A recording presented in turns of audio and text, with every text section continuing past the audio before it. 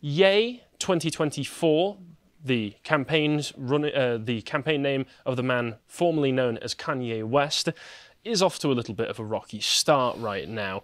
And if you're wondering why it is that Ye has once again decided that he's going to run for president, as he did in 2020, and I believe he only got about 70,000 votes nationwide, wasn't even included on the bills in 12 states because he just registered that late.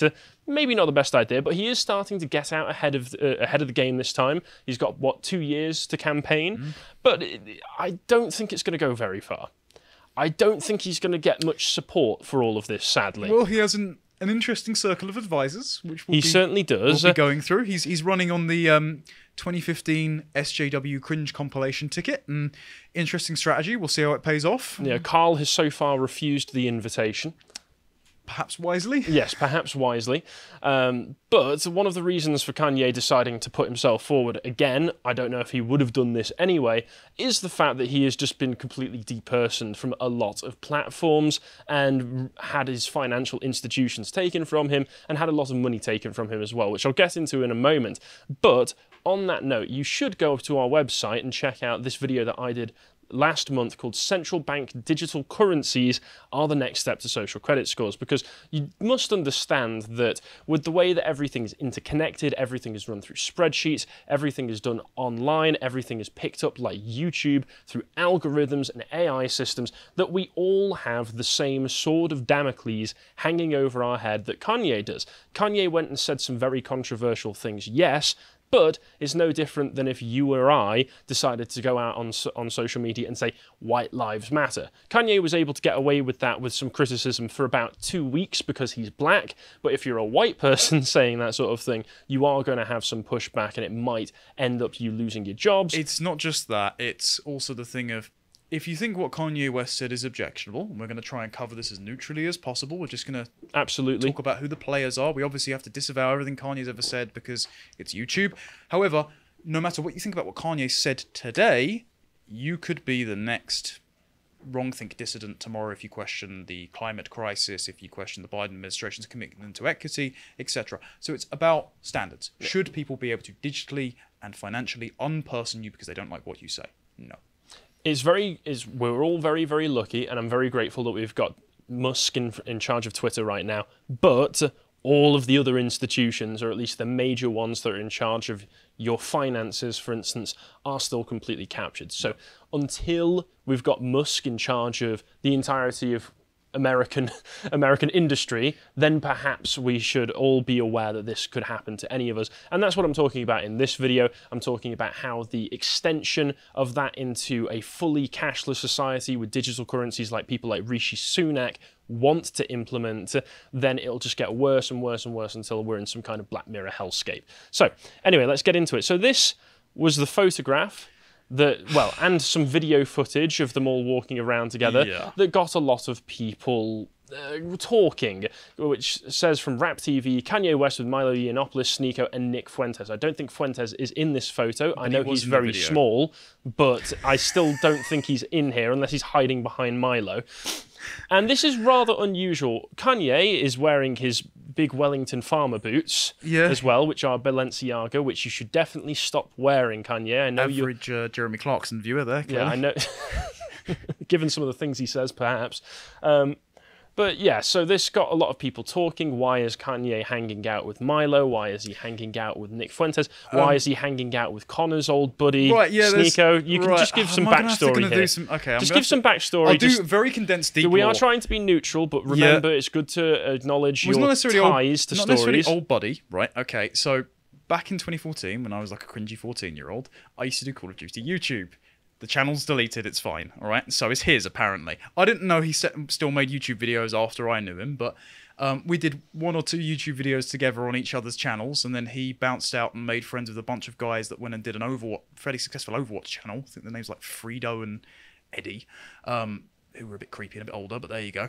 And apparently he went on to be really, really successful, and I hadn't heard of him again until like now, when he's been depersoned from everything. So it's quite funny how we're both very interesting how he just cropped up out of nowhere, isn't it? Well, we're both now doing YouTube, which is really hilarious.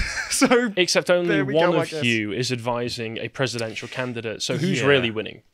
Yeah. Who's really winning? But only one of us is standing near Nick Fuentes, so... Okay, I guess you're winning. Yep, there we go.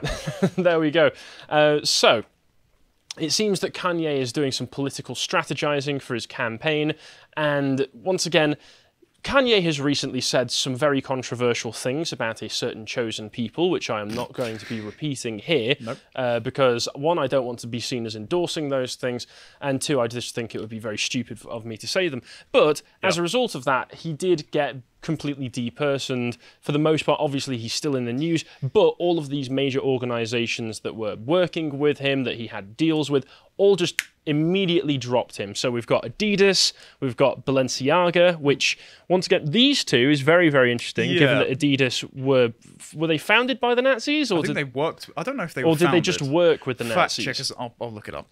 Yeah, Connor's going to fact check us live on air, so that's fine. Balenciaga, also not particularly bad that you're not involved with them anymore, although you should probably stop wearing their clothes. And their nonce-bears, yeah. Yes, that is why I'm suggesting that. He also no longer has a relationship with Vogue. Basically, all of these companies have said we no longer want to associate with him because of the views that he's expressing. So Adidas was founded after the war, but their founder had made military equipment for Nazi Germany. Oh, okay, there you go. There's the connection there. A company called The Real Real, who are another fashion company.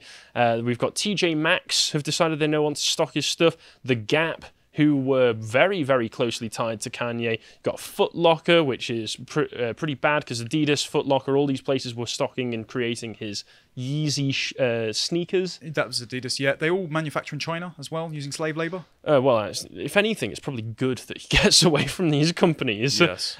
Creative artist agencies, TV and film studio called the MRC have said that they no longer want to associate with him. And I did want to just point out as well here that with MRC, they had a recently completed documentary that's just never going to get released now. It's in the bin with Batgirl. And a lot of video companies, we covered earlier this year that Kanye was doing some rather controversial things even before the S hit the fan, so to speak, when he was posting posting music videos of himself decapitating Pete Davidson and doing other various things to Pete Davidson because Pete Davidson had been with his ex-wife Kim Kardashian after they got divorced, and he was obviously very upset about this, and how it was perfectly fine for Kanye to do these sorts of things when the public perception of Pete Davidson was just that he's a white man. You're allowed to do this to white men, and that's absolutely fine. But if you were to, if at the time he were to add on a certain extra context about Pete Davidson's early life, that this suddenly would have been completely verboten. This would have been something that was not allowed, and this would have happened earlier. But as long as it's happening to the white man, if that's how you want to classify it, then then it's perfectly fine. We did do a segment called Kanye West is Really Based. And at the time when he was presenting himself as a conservative Christian who'd made some very poor choices in wife and wanting to withdraw his manufacturing capacity from China and releasing a gospel album and things like that. Yep, very, very based. That segment is not a commentary on anything he said recently. Don't I mean, it was done YouTube. Before anything he'd said at that point. Yes, it was about 2 months before. So not our fault. We didn't do anything. Yeah, so a lot of companies have completely separated from him. Supposedly, his net worth has gone from $2 billion to $400 million. And if you say, well, he's still got $400 million, they were able to eliminate $1.6 billion of his net worth overnight, so that should say something about the power these organisations had. There was also an interesting article that I found from talking about Haley Pasternak. Are you aware of Haley Pasternak? Yeah, wasn't this the text exchange that he released that was his personal trainer saying that I'm going to make sure you never see your kids again? Harley Pasternak is a well-respected and well-knowledged, and very knowledgeable personal trainer who seems to work a lot with Hollywood elite. Right. So he gets about a lot. And West shared texts purportedly sent between him and Pasternak, who is Jewish, that began by offering to have a long and open conversation with him based on fact. Pasternak also asked his former friend and client to refrain from using cuss words or saying crazy stuff. Right. And he said the second option in these messages is, I have you institutionalized again, where they medicate the crap out of you and you go back to zombie land forever. These are very strong words and all talking in again. Yeah, these are again terms. Yeah. This is going to happen to you again. I've already done this. I've proven to you that I can do this to you, so don't make me do it again. He says, play date with the kids just won't be the same. So I'm going to... Whoa, that is evil. We're not just going to deperson you, we're actively going to medicate your sense of personhood away. You're not going to know who you are. Yeah, we're going to lobotomize you, essentially. And West shared the screenshot and wrote that he was mentally misdiagnosed and nearly drugged out of his mind to make him a manageable and well-behaved celebrity. And the text that was sent by Pasternak supposedly confirmed reports that he was the one that made the phone call that resulted in West's 2016 hospitalization. So these are not just threats. These are threats backed by actual force and experience. He's done this before. So I'm just going to say this.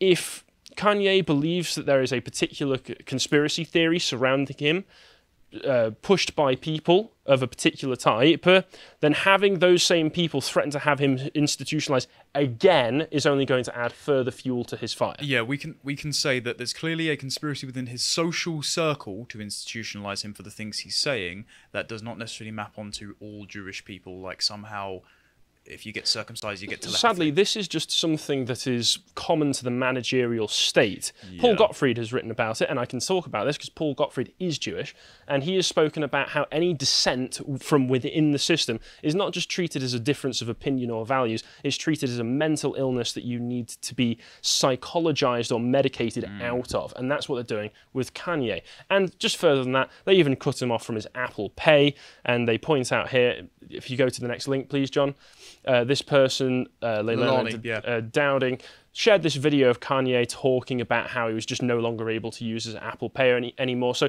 this is what happens when you're in a system like we are, where everything is connected digitally. If you do the wrong thing or say the wrong thing, you're just out. They can just switch you off the system altogether. So maybe keep a hefty bit of cash just tucked away in a pillowcase just for the future, just in case, or bury gold out in the desert. That's what I might think about doing. Pablo Escobar. And after all of this, Kanye did what any man would do in the circumstance, which is announce he's running for president. Yes. Wouldn't you? Wouldn't you? And I guess he's got nothing else to lose. If the system's against me, I'll become the system. How about that? I fancy a nice drive out in Dallas with the top down.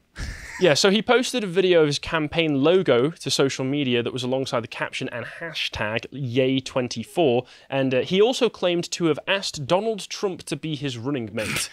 That's right, Mr. Trump, would you like to be my vice president?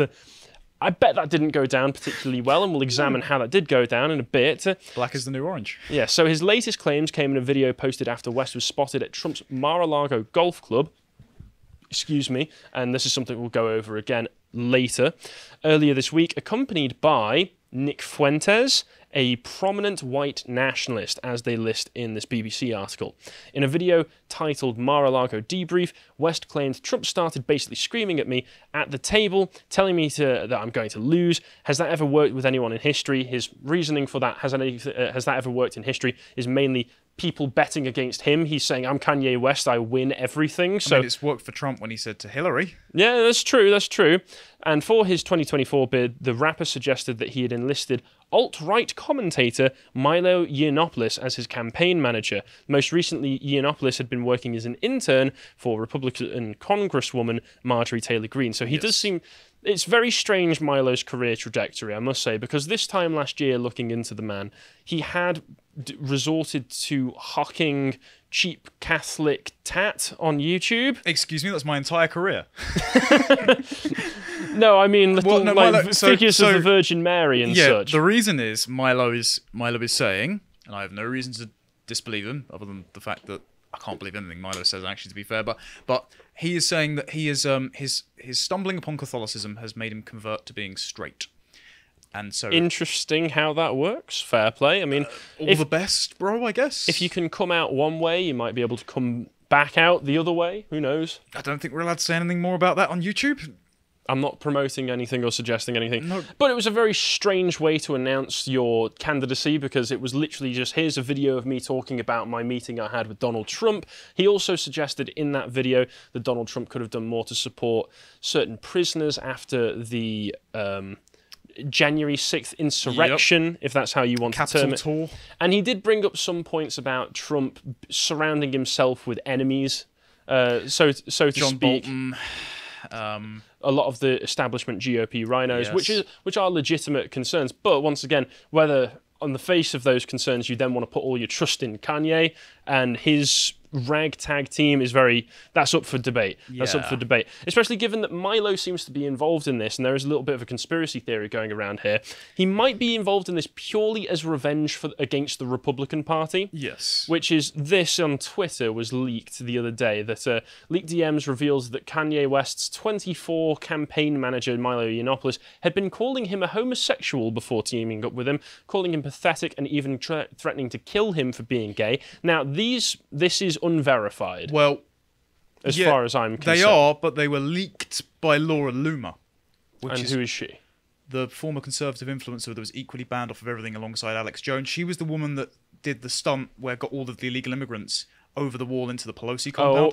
She was formerly, I believe she was on friendly terms with Milo back in 2016, and she was on the sort of Trump campaign. She was in the circle of influencers. All right. So this is 2015, 2016 YouTube coming back to bite each other in the arse because they're all a bunch of narcissists. Yes, this does seem like a bit of an ego move on Milo's part. And if you click off this image and just scroll down as well, there are verified screenshots from, I think it was Parler in 2020, immediately after the 2020 election results were announced, where he said, Trump SCOTUS appointments were pointless. We defended a selfish clown for nothing. I lost everything helping to put Trump into office. My life and career were completely destroyed. Was it worth it? No. I feel utterly betrayed. I will have vengeance. And then I am dedicating the rest of my life to the destruction of the Republican Party. Right. So if that, you combine this with... Bear in mind, that's 2 years ago. Things might have changed since then. Sure, but if you combine this with what Alan Bakari and Lauren Southern's side of the story, who to believe, God knows. All I know is that I don't want all of this catty interpersonal infighting to take down a solid attempt of dethroning the most popular president in American history. And if you're wondering how Nick Fuentes gets involved in all of this, Nick Fuentes, when people refer to him as a white nationalist, I've seen enough clips of himself basically agreeing that I do think that you can use that label accurately. Yeah, with it's him. not mischaracterizing to say that the dude makes light of the fact that he doesn't think the Holocaust happened. It is very interesting as well that a man with the surname Fuentes is a white nationalist, but I'm sure that joke has been done to death at this point. It's very hilarious for a man who prattles on about degenerates to seemingly like cat boys, but there you go. Hey, listen, man, he was dedicated to upkeeping his flatmate's virginity. All right? Nick Fuentes, come inspector, yeah. Yeah, come detective. Coming to a cinema near you. What do I work in? Anyway. Next. So Milo Yiannopoulos back in 2019 did an interview with Nick Fuentes, and given the fact that he's got involved in this whole sphere now, stands to reason that the two had probably been keeping relatively in touch with one another. And Milo had recently come back into the spotlight as well by appearing on Timcast, which you have watched. I have not watched this episode, so if you want to give some background it's a to very, this. you know what? It's a very actually insightful episode, and it was surprising to me as someone who hadn't seen anything of Milo before this out of the limelight for quite a few years, for how subdued and eloquent and calm he came across. And so I think In those sunglasses? yes, Those are not calm I sunglasses. did listen to the audio-only version first, in my defense. He sounded very eloquent, and so I think this is a rebranding to appear a lot more sensible. He certainly has rebranded his accent. Yeah, and he's not quite as flamboyant, again, going along with the idea of he's converted. And I think this is a sort of PR move to make himself look a lot more respectable and go back into the political sphere, not to get into Milo's head too much, whereas before he might have been seen as a liability. And if he is being chameleonic to infiltrate and destroy the Republican Party, he would be going the right way about it in a public relations sort of way. Yeah, winning people over to his side by coming across like the bigger man. Reasonable, yeah. Reformed. Yes, potentially. And if you're wondering what Fuentes really believes, as I said, he's already basically agreed with the label of white nationalist to describe himself, even though he doesn't like it because of the optical reasons. He said that he basically agrees with everything those kinds of people believe anyway. He said he wants a dictatorship in this clip, which we can't play in because this clip, he said he likewise wants... blames a group that Kanye also would have. And Phil, from All That Remains, puts forward his view on this, that he's an authoritarian leftist who also shares the leftist views on race. He's just pro-white instead of anti-white. Yep. I would say that's mostly pretty accurate. I would just like to talk quickly about not everything that Fuentes says is disagreeable or wrong. I think he has the right ideas about some things. Yeah, but then he doesn't. Again, much like Andrew Tate says, shape up and be a responsible masculine man. You can't turn around and go, we need to remoralize the country. We need to be family first. We need to reclaim American identity and be a basement dweller with no girlfriend hunting for your roommate's semen with a fleshlight. Yeah. And when I say that he's got some good takes on some things, I mean when he talks about American aggression overseas, when he talks about women's involvement in politics, which is a take that he shares with Connor, for instance. But a lot of what he talks about is kind of delivered with the energy of an edgy 12-year-old swearing in front of his mum for the first time, and it's not good optics. And when he does talk about things that I agree with, like his disdain for establishment rhino GOP Republicans, it kind of sullies those takes when you associate them with him and with everything else to do with his brand. He comes across basically as anti-Israel Ben Shapiro. Similar in aesthetic, similar in talking speed. He just doesn't like the Jews instead. Oh, there you go. You just did his you just imitated his speaking style. Did I really? Oh, fair play. I apologise. But Candace Owens, who is good friends with Kanye, decided that she wanted nothing to do with this. She just wanted to... She saw what was going on, went, what the hell is all this? I have nothing to do with this. So she's distanced herself massively by putting out a public statement, especially because recently she had stood up for Kyrie Irving, who had shared a controversial documentary from Amazon Prime on his Twitter. Which we cannot repeat the title of. Candace had stuck up for him and said, just because he's sharing this doesn't mean he believes every claim made in the documentary. And also, he's basically being punished for his vaccine hesitancy that it was going on in the NBA while lockdowns were all still going on. It's just a retroactive punishment for him that they couldn't get in at the time. And she got into a bit of a heated discussion with Ben Shapiro on Twitter, where Ben was sharing, quote tweeting her, and she was saying, you could just speak to me about this when we're in the office together. He was actually screenshotting her tweet and then tweeting about it. Very strange. Yeah, it was almost like trying to avoid tagging her in it, even though he's her boss. Sadly, with this whole scenario, I don't think anyone comes out looking good in it, because everybody starts to come off looking petty.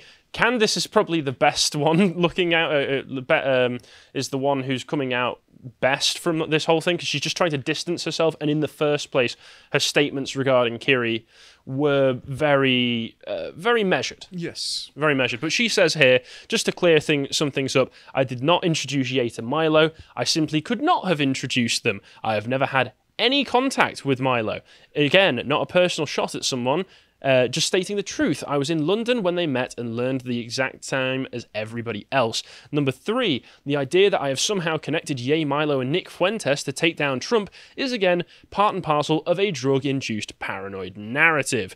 Number 6, I have read more conspiracy theories about myself in the last 2 months than throughout the entirety of my career. None of them are true. I draw the line at the idea that I'm part of some sinister plot to split the GOP. Let Ye be Ye, let Trump be Trump. So she's taking actually almost a more principled free speech approach to this. Is like, Ye might be saying stuff that people find crazy and disagree with, but I thought this was like free speech. I thought this was America.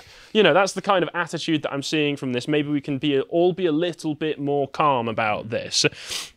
But as I mentioned earlier on, there was the talk about Kanye gate crashing.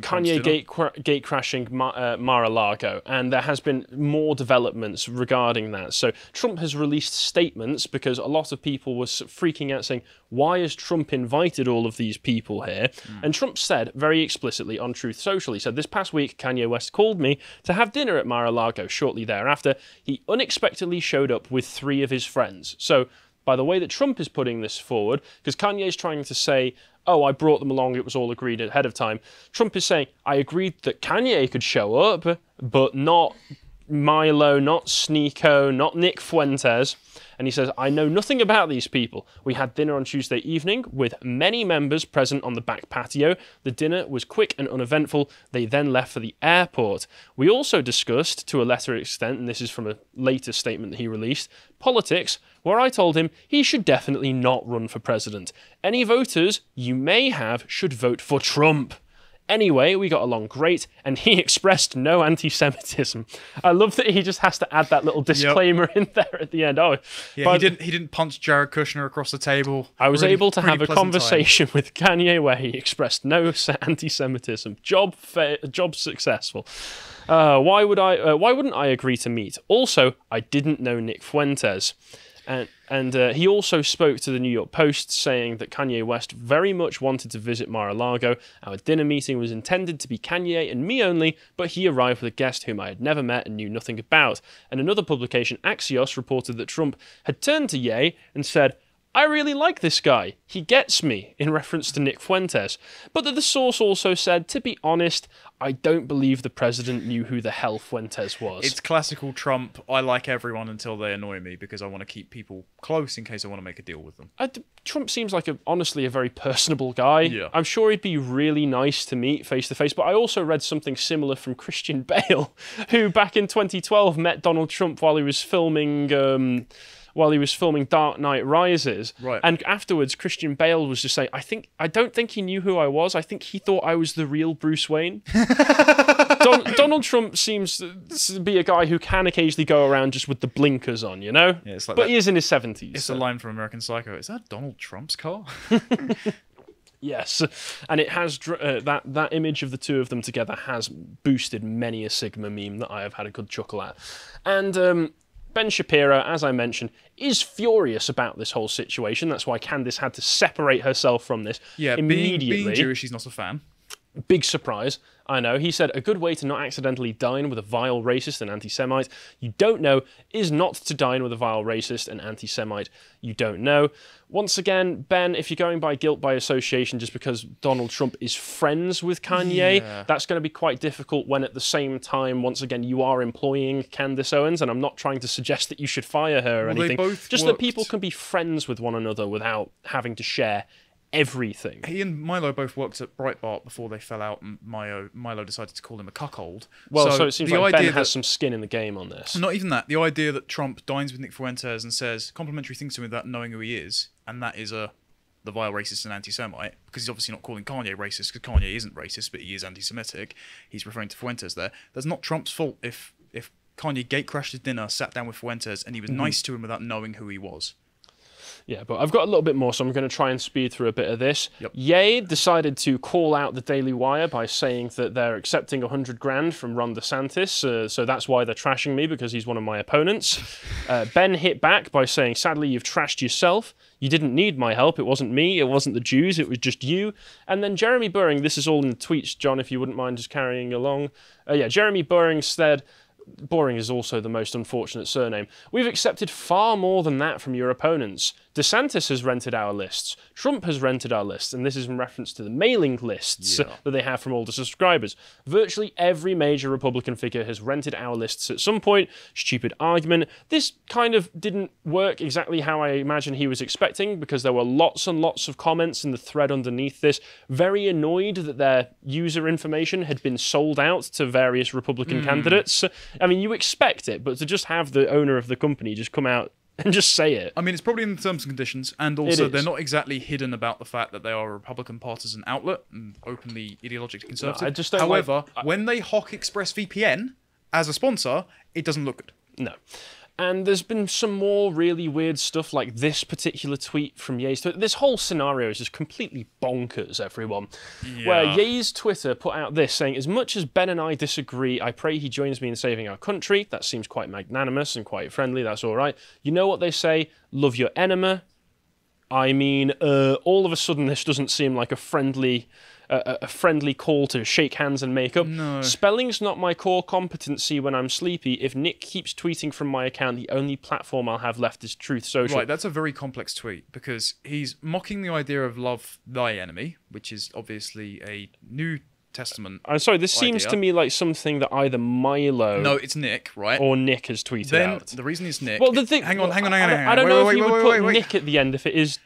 Right, hang on, right. The reason is, spelling's not my core competency when I'm sleepy is obviously a reference to his DEFCON tweet, which he said, I'm going to go to bed and wake up. And I think it's Nick, not just... Milo, yes, has his grievances with Ben, but Nick has the most recent one because he ambushed Ben and his family while out in public and said, why don't you debate me? It's on video. Oh, really? Yeah, so I think it is Nick. All right, I'm just thinking perhaps Nick wouldn't dob himself in the last I line. think Nick would definitely want to brag about that, having access to Kanye West's Twitter account. Maybe, but I feel like Milo would probably also want to sow discord within the circle. Milo that would want he's- his name on it. Milo would want his name on it. I don't know if this. Well, maybe. Yep. Anyway, let's skip past this next one. It's less relevant. Elon Musk has shown that he's just happy to let this whole thing play out on his platform. He probably just loves all of the eyes that this is bringing. Like the Nation of Israel's Twitter account put out, "We would very much like to be excluded from this narrative," with a screenshot of Ye's first tweet back after he got unbanned that said "Shalom" with a little smiley face, like it was Friday night dinner or something. And if you scroll down, Elon responded to this by just saying, "Your tweets are good. More countries should tweet like this. No fun being all stuffy." So Elon's just reveling in it as the S-poster that he is. And honestly, this whole scenario is bonkers. This whole scenario is ridiculous. I wish it wasn't happening because some might want to say, oh, Ye standing up is good because it pushes, it opens up certain narratives. And some don't want them fighting against Trump. But if we're honest, the real loser in all of this is the American right wing. Let's be perfectly honest. What's happening here is that the rhetoric and the optics around this are terrible. It's going to look terrible for Trump. It's going to look terrible for anybody associated with Trump. And it's going to give fuel to the fire of establishment rhinos who point to somebody like Trump and say, see, he's a bastion of extremism with this country. He's only ever going to let people like Nick Fuentes call the shots, even though, he was letting Jared Kushner call the shots during his first run. So let's just take a look at some of the responses that have got. So first of all, Newsweek put this one out. Nick Fuentes turns on Donald Trump, calls for new 2024 candidate. So this is just rending the entirety of the MAGA Trump movement apart. Although he does... Once again, Nick Fuentes, just because he says a lot of stupid things, doesn't always say... Not everything he says is wrong. He called for a new far-right candidate to outflank Trump in 2024 as he questioned what Christian Americans would get out of a new Trump White House. He said, Trump and Marjorie Taylor Greene are being used as bait to lure the base back to supporting people like Kevin McCarthy, Ronna McDaniel, and Rick Grenell. I didn't leave the MAGA movement. The MAGA movement left me. And there is some truth to that because Kevin McCarthy, Chronicles recently had a very good article on that, talking about Kevin McCarthy, along with Mitch McConnell and the type, pulled out a lot of support for people like Blake Masters, for the MAGA Republicans, for the midterms, which could have been what led to quite a few of these candidates losing, whereas if they'd had more support from the core establishment GOP, perhaps there would have been something, perhaps the midterms might not have been as disappointing. He continues, what are Christian Americans going to get out of a McCarthy speakership or a new Trump White House? Lower gas prices, reduce the corporate tax rate. Years will pass us by as things remain fundamentally the same. We must dream bigger. There's only one guy talking about the aspirations of a Trump movement that have been hijacked by people like Jared Kushner. Well, once again, I find very little to disagree with there, but the fact that it's coming from Nick Fuentes immediately ruins it for going out into the public. Because what happens is even the White House has come out and slammed Donald Trump's dinner with Nick Fuentes, saying that bigotry and hate have no place in America. So once again, that's all people will be able to see. Trump dines with actual white supremacist, actual white nationalist. Looks terrible for him. And then you get headlines like this one. Who is Nick Fuentes? Holocaust denier who dined with Donald Trump. No one comes out of this looking good, and Trump's name is smeared just by association with this. So I don't want to disavow literally everything that Nick Fuentes has said, but this is all terrible, and everybody should start being a bit more sensible and centrist like the rest of us here. If you appreciated that segment from the podcast of the Lotus Eaters, you can go to lotuseaters.com to get access to all the premium content we have on the site, such as the premium hangouts we do, this one on Carl's rant about Generation X versus Generation Z. If you'd like to find out what else we're putting out, you can follow us on Getter at lotuseaters_com on Getter. Thank you and goodbye.